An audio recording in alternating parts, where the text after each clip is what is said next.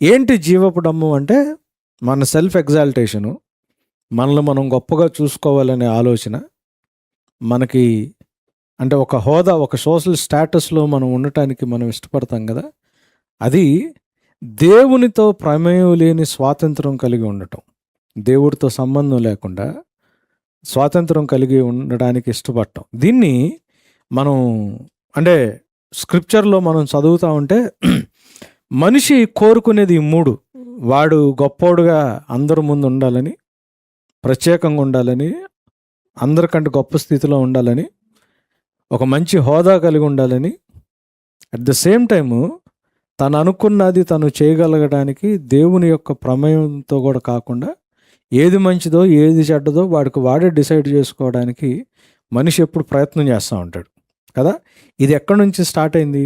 ఏదేను తోటలో నుంచి స్టార్ట్ అయింది.